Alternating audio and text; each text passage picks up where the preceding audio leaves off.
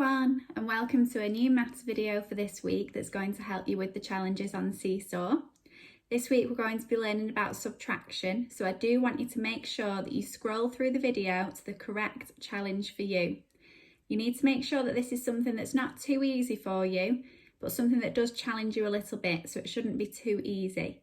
We want you to do this so that you are using your brain and still learning while we're at home, ready to come back to school, hopefully really soon.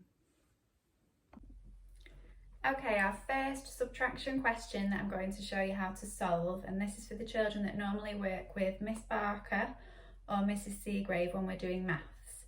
Okay, the first question we're going to solve is 17, and this sign here is a take away or a subtract 3. And when we're subtracting, do you think the number's going to get bigger or is it going to get smaller? That's right, the numbers are going to get smaller when we're subtracting because we are taking away.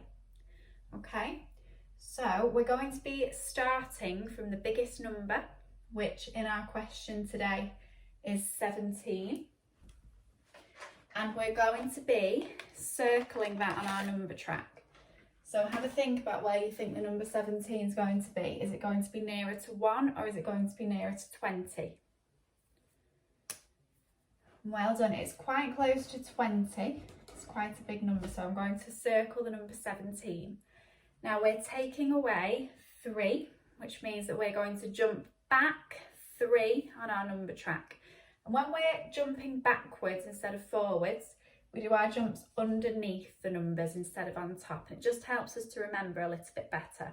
Okay, so I'm starting at 17. 1, 2, 3, and I'm going to circle the number that I've landed on, which is the number 14. So the answer to our question is 14. So I know that 3 less than 17 is 14. 17 take away 3 equals 14. Okay, the next question that we're going to look at is 13 take away 7 equals, and this time, just like last week, we've got a blank number track. So we're going to do the same thing that we did last time. We're going to fill in the numbers, and this will help you with your counting and writing your numerals up to 20. 1, 2, 3, 4, 5, 6, 7, 8, 9, 10, 11, 12, 13, 14, 15, 16, 17, 18, 19, 20. So there we go, we've got our numbers filled in, which is just what you need to do if you ever get a question with a blank number track with no numbers on. So now I'm going to revisit our question again. 13 take away 7 equals, and just like last time, we're going to start and circle the largest number. So the largest number in this question is 13, so I'm going to circle it there. And I need to remember that I'm counting backwards because I'm subtracting, so the number's going to get smaller. And I'm counting back 7. Okay, so I'm starting at 13 and I'm going to do 7 jumps. 1, 2, 3, 4, 5, 6, 7, and there is the number that I've landed on when I've done my 7 jumps. So the answer to 13 take away 7 will be 6. Okay, if you think that this method is best for you, so remember that's if you work with Mrs. Seagrave or Miss Barker during maths on a regular basis, then you can have a go at the questions on task 1 on the first challenge of our maths for this week. The next method we're going to look at, just like we did last week with our addition, is a pictorial method. So this means that we're going to be drawing a picture of something to help us to work out the answers. So we're going to use our base 10 again because I know that's a strategy that lots of you like to use. So the question we're going to do is 47 take away 23. So have a think, what happens when we're subtracting? Is the number going to get bigger or is it going to get smaller? And well done, it's going to get smaller because we are taking tens and ones away. When you're looking at this question, some of you might be able to just work out the answer in your head, and that's okay. For some questions with subtraction, it is easy to do it in your head, and some of them it's a little bit trickier. So we're going to go through both types of question. So I'm going to start off by drawing with my base 10, the largest number. And in this question, the largest number is 47. With subtraction, the largest number is always at the beginning because we can't take away a bigger number from a smaller number. It just wouldn't work. So you're quite lucky that you don't need to look and swap things around. The biggest number is going to be at the beginning of the question. Okay, so I'm going to draw my tens and my ones. So in the number 47, how many tens do I need to draw? This is the tens column and this is the ones column. So I need to draw myself 4 tens. Here we go. 10, 20, 30, 40. There's my 4 tens. And how many ones do I need to draw? I need to draw 7 ones because there is a 7 in the ones column. 1, 2, 3, 4, 5, 6, 7. And you might want to check again afterwards just to make sure that you've definitely drawn the correct number. 10, 20, 30, 40, 41, 42, 43, 44, 45, 46, 47. Perfect. Now we're going to be taking away 23, which means that I'm taking away 2 tens and 3 ones. Now, when I'm taking away, this means that I do need to get rid of them, and I'm not going to be exchanging or swapping anything in this question because I can see that I have got 2 tens and 3 ones ready to take away. So let's get started. 2 tens, cross those off to remember that they've disappeared, and then I'm going to take off 3 ones. Okay. Then to work out the answer, I just need to count what's left. 10, 20, 21, 22, 23, 24. That's the answer to my first subtraction question. Okay, I did mention that some subtraction questions are easier to do in our head than others. So this is an example of a question which is a little bit trickier to do in our head. And that's because it's going to cross into a different tens barrier, okay? Because we can't in our head do 2 take away 5. It doesn't work because the answer is going to be that, well, this number is smaller than this number. So I'm going to show you how to do this using base 10, and it's going to use exchanging just like we did with our addition last week. Some of you might be able to remember how to do this already from class. I'm going to start off by doing the same thing first of all. So I need to draw the largest number, which is 72. So tell me how many tens and how many ones I need to draw. 7 tens and 2 ones. Okay, so let's draw those. 10, 20, 30, 40, 50, 60, 70, and then I've got to do my 2 ones. Just using my different colours again to make it nice and clear which is which. So now I'm going to get rid of 35. I'm going to try to. So 10, 20, 30, we've done that fine. But now looking at my ones, am I able to take away 5? No, because I've only got 2. So what I need to do is I'm going to exchange a 10 stick for 10 ones, okay? So I'm going to draw myself a little circle to remind myself that I'm exchanging it, and I'm going to put a big cross through it there. Then I've got to remember that I need to add on my extra 10 ones. 1, 2, 3, 4, 5, 6, 7, 8, 9, 10. Okay, and now we should be able to clearly count up and work out the answer because I've managed to take away 3 tens and 5 ones. So So I've got 10, 20, 30, 31, 32, 33, 34, 35, 36, 37, 38, 39, 40, 41, 42. So there's the answer to our question 42. And this is a method that you can use for subtracting. I'd like you to have a go of this if you feel like you're really confident with base 10. But if you think you can challenge yourself further and use blank number lines, then keep watching, ready for the next strategy.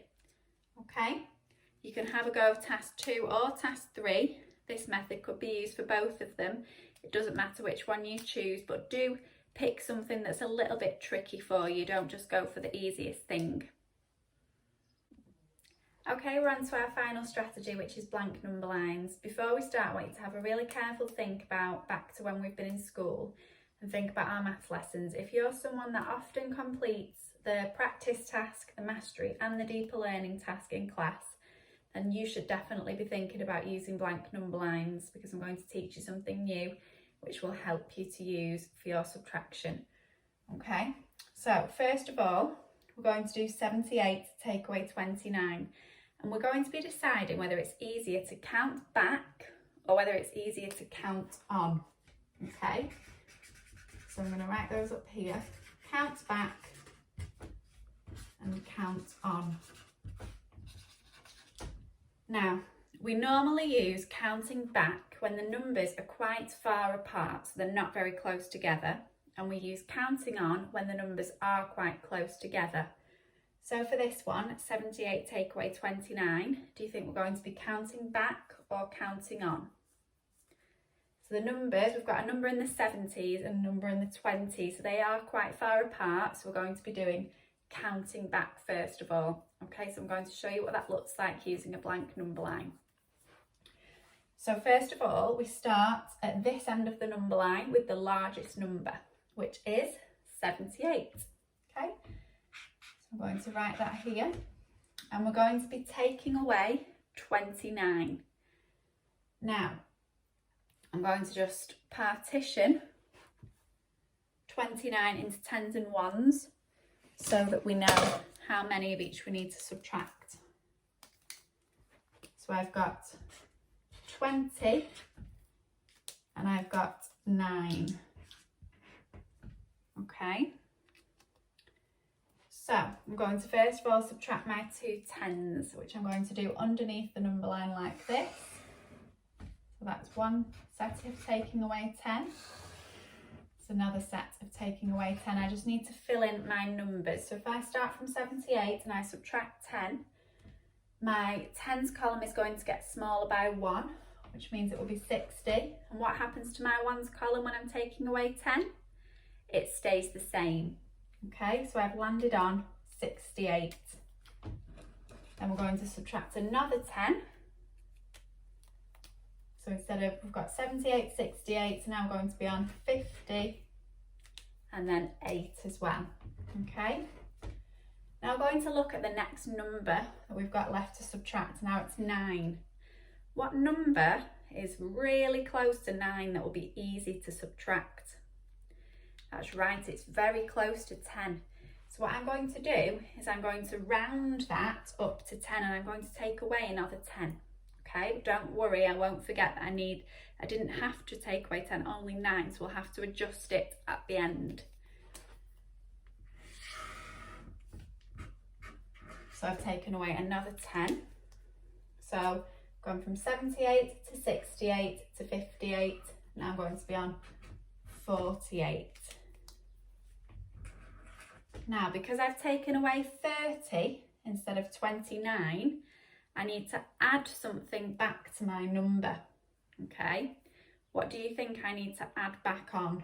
How many less than 30 was 29? It was just one less, so I need to add one back to adjust my answer. So if I add one back, then I will land on 48, add 1, which will take me to 49. So the answer to this question is 49. Okay. The next question we're going to solve using a blank number line is 63 take away 56, and we're going to look at those strategies of counting back and counting on again. Remember that for counting back we subtract numbers which are far apart, and for counting on we subtract numbers which are quite close together because it's more efficient and quicker for us. So let's look at 63 and 56. Are those quite close together or are they far apart? They are quite close together because we've got a number in the 60s and a number in the 50s, so we're going to be counting on. Okay, now for this strategy, we start from the smaller number. So I'm going to put 56 over here, and we're counting on up to 63. So I'm going to put that at this end of the number line. So what we're trying to do really is find the difference and find out how much is between these two numbers. So we're going to use our number bond strategy that we used last week. It's a bit like one of the adding up strategies, so some people might find this way a little bit easier. So what we're going to do first is work out how much we've got to add to get to the next tens number. So we've got 56. What's the next tens number? The next number ending in 0. So if we've got 56 and we've got a number ending in 0, it's going to be 60, the next 10. We've got 50 and then 60, okay? So we've got to use our number bonds for this, which is why I really like it, because it's important that we practice our number bonds. I'm going to do a jump from 56 to 60. So how big is that jump going to be? How much do we need to add to get from 6 up to the next 10? Using our number bonds, I know that I need to add on 4, because 6 add 4 is 10. I'm going to write that up there just so I remember how much I've added so far. And then, nice and easy, I need to get from 60 to 63. How much do I need to add to get from 60 to 63? So I'll draw my jump while you have a think. So I've got 60 in my head, counting it. 61, 62, 63. I've just got to add 3 more. So I can put +3 at the top of my number line. So the final thing I've got to do to work out the answer to this subtraction is add the 2 jumps together, because this is how much I've counted on to get from 56 up to 63. So 4, add 3, and I know really quickly in my head that that makes 7. Okay, and you could do that counting on in your head if you're confident, but we're just showing it on a number line for now, to make sure you're really clear about the strategy that you are following. So for you guys this week, I would like you to definitely try task 3, and you're going to have to look at the questions and decide whether it's easier to count back or count on, and that's part of the question. Then you've got to work out the answer for us as well. Okay, and this strategy will really help you to understand subtraction and just think a little bit more about which method is more effective, and playing with your numbers a little bit more like we did when we rounded and adjusted this one. So it's up to you, but I would like you to challenge yourself and have a go of that if you are feeling confident. Okay guys, there should be a strategy in there that you are comfortable with. So if you prefer to use a number track, I'd like you to complete task 1. If you prefer to use the pictorial base 10 method, then you can complete task 2. Or task 3, but task 2 is probably better for you. And if you preferred or wanted to challenge yourself to use the blank number line with counting on or counting back, then I want you to complete task 3 for me. So I'm really looking forward to seeing your work on Seesaw again. So keep sending it in to us and make sure you do try your best and have a good go. And I'll see you next time for another video. Bye!